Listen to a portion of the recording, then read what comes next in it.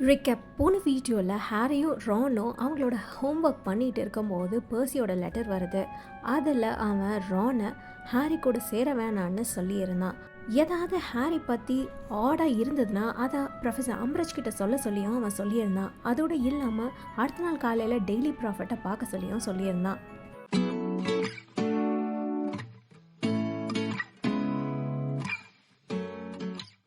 Chapter 14 part 4.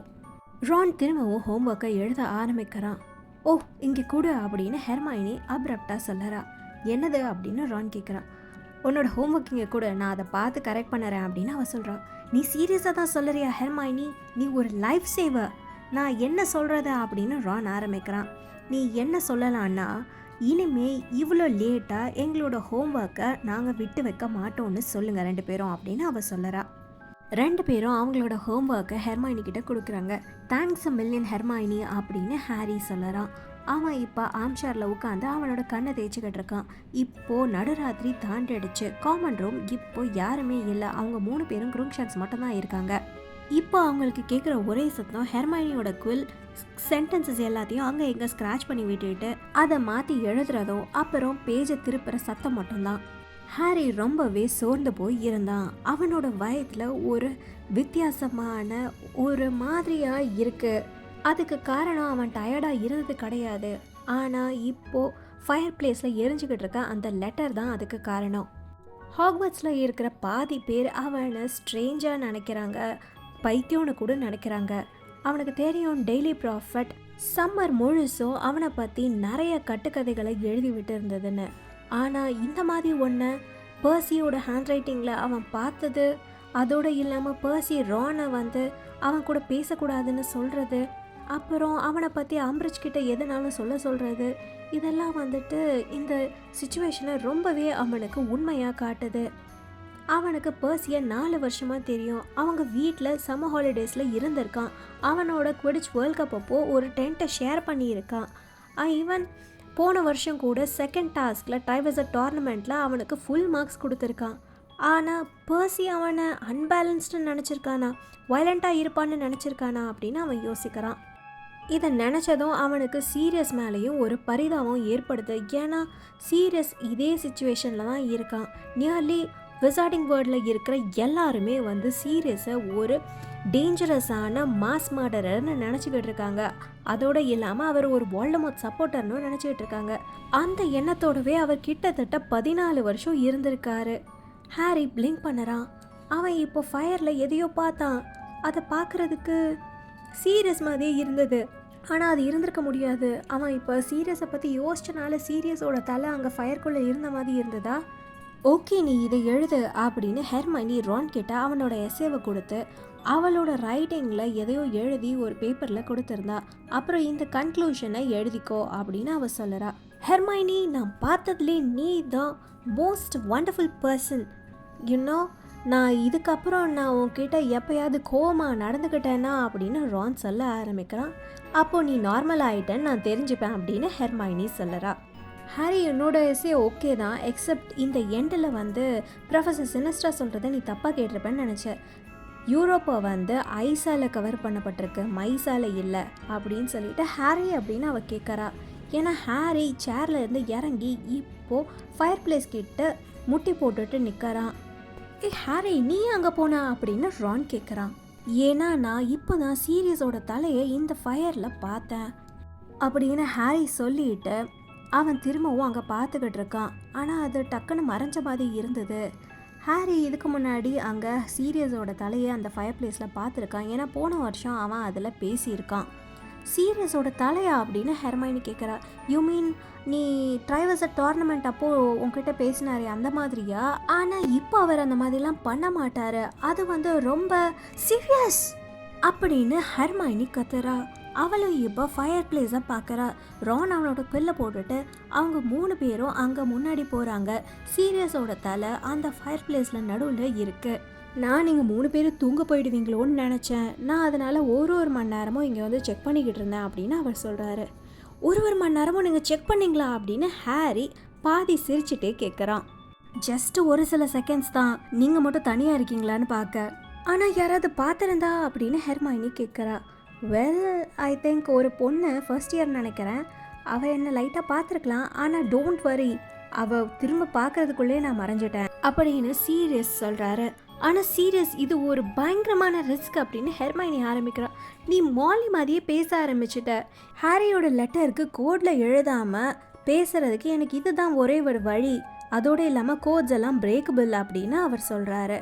ஹாரியோட லெட்டர்னு சொன்ன உடனே ஹெர்மைனியும் ரானும் ஹாரியை பார்க்குறாங்க.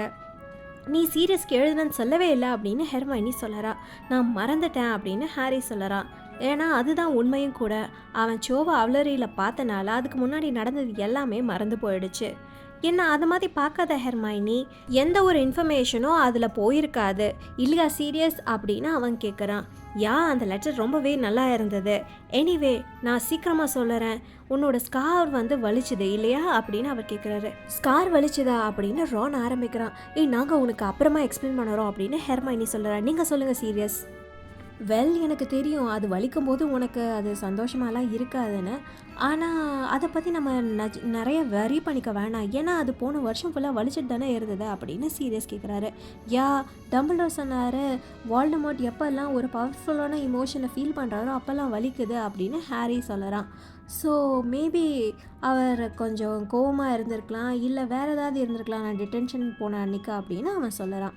வெல், நான் அவர் திரும்ப வந்தனால அது நிறையாவே வலிக்க தான் செய்யும் அப்படின்னு சீரியஸ் சொல்கிறாரு. ஸோ அம்பரஜ் என்னை தொட்டனால இருக்கும் அது அப்படின்னு நினைக்கிறீங்களா அப்படின்னு ஹாரி கேட்குறான். I doubt it. அவங்கள பற்றி எனக்கு தெரியும்.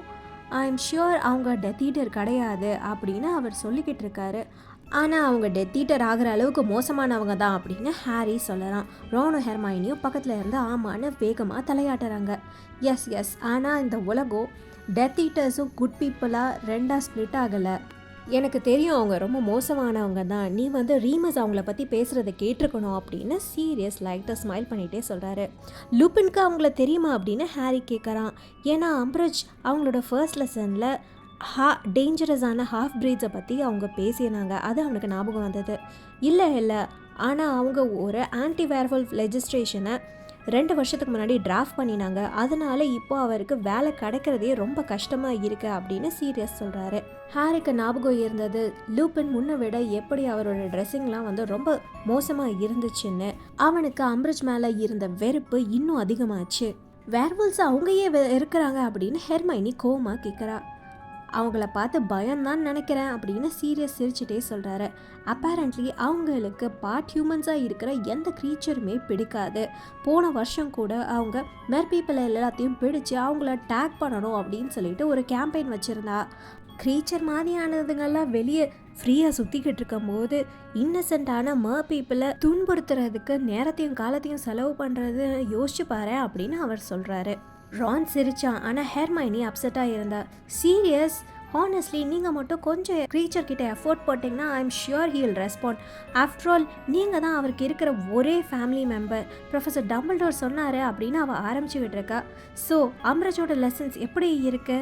என்ன உங்கள் எல்லாத்தையும் ஹாஃப் பிரீட்ஸ் எல்லாம் கொல்லுறதுக்காக ட்ரெயின் பண்ணுறாங்களா அப்படின்னு கேட்குறாரு சீரியஸ். இல்லை, அவங்க எங்களை மேஜிக்கே யூஸ் பண்ண விட மாட்டேங்கிறாங்க அப்படின்னு ஹாரி சொல்லறான். ஆமாம், நாங்கள் என்ன பண்ணுறோன்னா அந்த ஸ்டூப்பிட் டெக்ஸ்ட் புக்கை வாசிச்சுக்கிட்டே இருக்கோம் அப்படின்னு ரான் சொல்லறான். வெல், இப்போ எனக்கு புரியுது. எங்களுக்கு மினிஸ்ட்ரிக்குள்ளே இருந்து வந்த இன்ஃபர்மேஷன் என்னன்னா ஃபட்ஜ் உங்களை யாரையுமே டிஃபென்சஸில் ட்ரெயின் பண்ண வேணான்னு நினைக்கிறாரு. டிஃபென்சஸில் ட்ரெயின் பண்ண வேணாமா? ஏன்? நாங்கள் என்ன பண்ணுறோன்னு நினைக்கிறாரு? ஏதோ ஒரு விதமான விசார்ட் ஆர்மியை வச்சுருக்கோன்னு நினைக்கிறாரா அப்படின்னு ஹாரி கேட்குறான். தட்ஸ் எக்ஸாக்டாக அதுதான் அவர் நினைக்கிறாரு. ஆர் எக்ஸாக்டாக அதுதான் டம்பிள்டோர் பண்ணுறாருன்னு நினைக்கிறாரு. அவரோட ஓன் ப்ரைவேட் ஆர்மி மினிஸ்ட்ரியை எதிர்கொள்கிறதுக்காக அப்படின்னு சீரியஸ் சொல்கிறாரு. கொஞ்ச நேரத்துக்கு யாருமே எதுவுமே சொல்லலை. அதுக்கப்புறம் ரான் சொல்லறான். இதுதான் நான் கேட்டதுலேயே ரொம்ப ஸ்டூப்பிடான திங், இன்க்ளூடிங் லூனா லவ்குட் சொன்ன எல்லா ஸ்டஃப்பையும் சேர்த்து தான் அப்படின்னு ரான் சொல்லறான். So defence against dark arts லெசன்ஸை நாங்கள் லேர்ன் பண்ணுறத அவங்க ப்ரிவெண்ட் பண்ணுறாங்களா? ஏன்னா ஃபட்ஜ் நாங்கள் மினிஸ்ட்ரியை எதிர்த்து ஸ்பெல்ஸ் யூஸ் பண்ணிடுவோன்னு நினைக்கிறாரா அப்படின்னு ஹெர்மைனி சொல்லறா ரொம்ப ஃபியூரியஸாக. ஃபட்ஜ் டம்பிள்டோர் பவரை எடுக்கிறதுக்காக எது வேணாலும் பண்ணுவார்னு நினைக்கிறாரு. அவர் டம்பிள்டோரை பற்றி ரொம்பவே பேரனாய்டாக இருக்காரு. அவர் டம்பிள்டோரை ஏதாவது ஒரு ஃபால்ஸான சார்ஜஸில் அரெஸ்ட் பண்ணாலும் ஆச்சரியப்படுறதுக்கு இல்லை. அப்போ தான் ஹாரிக்கு பர்சியோட லெட்டர் ஞாபகம் வந்தது. நாளைக்கு டெய்லி ப்ராஃபிட்டில் டம்பிள்டோர் பற்றி ஏதாவது இருக்குமா அப்படின்னு ஹாரி கேட்குறான். தெரியல, நான் யாரையுமே ஆர்டரில் இருந்து பார்க்கல இந்த வீக்கெண்ட் ஃபுல்லாக, எல்லாரும் பிஸியாக இருக்காங்க, நானும் க்ரீச்சர் மட்டும்தான் இருக்கோம் இங்கே அப்படின்னு சீரியஸ் சொல்கிறாரு. அவரோட குரலில் ஒரு வருத்தம் தெரிஞ்சது ஹாரிக்கு. ஸோ நீங்கள் ஹேக்ரிதை பற்றியும் எதுவும் கேள்விப்படலையா? வெல், அவர் இப்போது இங்கே வந்திருக்கணும், ஆனால் யாருக்குமே தெரியல அவருக்கு என்ன ஆச்சுன்னு. அதுக்கப்புறம் அவங்களோட வருத்தமான முகத்தை பார்த்துட்டு நீங்கள் எதுவும் மனசை போட்டு குழப்பிக்காதீங்க, ஐம் ஷியூர் ஹேக்ரிட் வந்து நல்லா தான் இருப்பார், டம்பிள்டோர் அவ்வளோ வரி பண்ணிக்கல அப்படின்னு அவர் சொல்கிறாரு. ஆனால் அவர் இங்கே வந்திருக்கணும்னா அப்படின்னு ஹெர்மைனி சொல்லுறா. மேடம் மேக்ஸிம் அவரோட தான் இருந்தாங்க, அவங்களோட நாங்கள் டச்சில் தான் இருக்கோம், ஆனால் அவங்க வந்து அவரோட ஜேர்னி திரும்பி வரும்போது செப்பரேட் ஆகிட்டாங்க அப்படின்னு சொல்லியிருக்காங்க. ஆனால் அவர் ஹர்ட்டாக இருக்காருன்னு சொல்கிற அளவுக்கு எதுவும் இல்லை. கவலையோட 3 பேரும் ஒருத்தரை ஒருத்தர் பார்த்துக்கிறாங்க. லிசன், நீங்கள் யாரும் இங்கே ஹேக்ரிதை பற்றி கொஸ்டின் கேட்டுட்டு இருக்காதீங்க, அவர் இல்லாத ஃபேக்ட்டுக்கு அது வந்து அட்டென்ஷனை கொண்டு வரும். அதோட டம்பிள்டோரும் அதை விரும்ப மாட்டார். ஹேக்ரித் டஃப் தான், அதனால் அவர் நல்லா தான் இருப்பார். இதை அவங்கள சியர் பண்ணாதனால அடுத்த ஹாக்ஸ்மீட் வீக்கெண்டு எப்போ நான் வேணால் உங்களை வந்து டார்க் டிஸ்கைஸில் உங்களை அந்த ஸ்டேஷனில் வந்து மீட் பண்ணலான்னு நினச்சேன் அப்படின்னு சீரியஸ் சொல்லிக்கிட்டு இருக்காரு. நோ அப்படின்னு ஹாரியும் ஹெர்மைனியும் சேர்ந்து சொல்லுறாங்க. சீரியஸ், நீங்கள் டெய்லி ப்ராஃபிட்டை பார்க்கலையா அப்படின்னு ஹெர்மைனி சொல்லுறா. ஓ அதுவா, அவங்க எப்போ பார்த்தாலும் நான் இங்கே இருக்கேன் அங்கே இருக்கேன்னு கெஸ் பண்ணிக்கிட்டே இருக்காங்க, அவங்களுக்குலாம் தெரியாது அப்படின்னு சீரியஸ் சொல்லுறாரு. யா, ஆனால் இந்த தடவை அவங்களுக்கு தெரியும்னு நினைக்கிறேன். சம்திங் மால்ஃபாய் ட்ரெயினில் சொன்னது வந்து எங்களுக்கு தெரிஞ்சது, அவனுக்கு வந்து நீங்கள் தான் அப்படின்னு அவனுக்கு தெரிஞ்சிருக்குன்னு. அதோடு இல்லாமல் அவனோட அப்பா வேறு அந்த பிளாட்ஃபார்மில் இருந்தார். சீரியஸ், லூசியஸ் மால்ஃபாய்க்கு தெரியும். ஸோ நீங்கள் என்ன பண்ணாலும் தயவு செஞ்சு இங்கே வந்துடாதீங்க, மால்ஃபாய் மட்டும் உங்களை ரெக்கக்னைஸ் பண்ணானா அப்படின்னு ஹாரி சொல்லுறான். ஆல் ரைட் எனக்கு புரிஞ்சிடுச்சு அப்படின்னு சீரியஸ் சொல்கிறாரு. ஜஸ்ட் அன் ஐடியா, நம்மெல்லாம் சேர்ந்து இருக்கலாமே அப்படின்னு சீரியஸ் சொல்கிறாரு. சேர்ந்துருக்கணும்னு எங்களுக்கும் ஆசை தான், ஆனால் உங்களை திரும்பவும் அவங்க அஸ்கபனில் தூக்கி போட்டுருவாங்க அப்படின்னு ஹாரி சொல்லுறான். சீரியஸ் கொஞ்ச நேரம் ஹாரியவே உத்து பார்க்குறாரு. நான் நினச்ச மாதிரி நீ உங்கள் அப்பா மாதிரி இல்லை ஹாரி அப்படின்னு அவர் சொல்கிறாரு. ரிஸ்க் வந்து ஜேம்ஸ்க்கு இதை ரொம்ப ஃபன் ஆக்கியிருக்கோம் அப்படின்னு அவர் சொல்கிறாரு. வெல், நான் போகணுன்னு நினைக்கிறேன், என்னால் க்ரீச்சர் இங்கே வர்றதை கேட்க முடியுது அப்படின்னு சீரியஸ் சொல்லுறாரு. ஆனால் ஹாரிக்கு தெரிஞ்சது சீரியஸ் வந்து போய் சொல்கிறாருன்னு. நான் உனக்கு லெட்டர் போடுறேன், அடுத்த தடவை நம்ம ஃபயர் பிளேஸில் எப்போ மீட் பண்ணலான்னு, அந்த ரிஸ்க்கை உங்களால் தங்கிக்க முடியும்ல அப்படின்னு அவர் சொல்கிறாரு. ஒரு சின்ன பாப் சத்தத்தோட அவரோட தலை அங்கே ஃபயர் பிளேஸ்லேருந்து மறைஞ்சிடுது. இதோட இந்த சாப்டர் முடிஞ்சிருது, இந்த வீடியோவும் முடிஞ்சிருது. உங்களுக்கு இந்த வீடியோ பிடிச்சிருந்தா ப்ளீஸ் லைக் பண்ணுங்கள், ஷேர் பண்ணுங்கள், சப்ஸ்கிரைப் பண்ணுங்கள். தேங்க்யூ ஃபார் வாட்சிங்.